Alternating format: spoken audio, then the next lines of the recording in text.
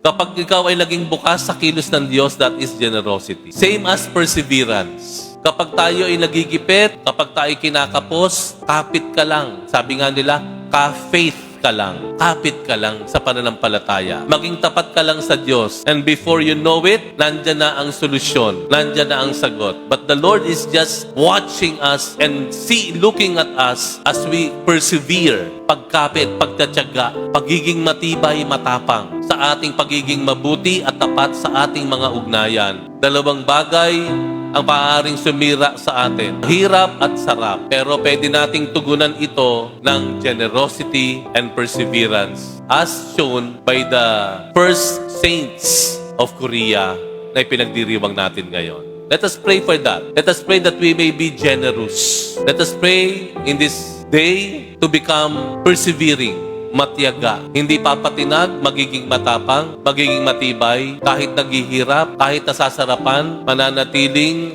bukas puso at nagtatiyaga para lang alang-alang sa ating Panginoong Jesus Nazareno.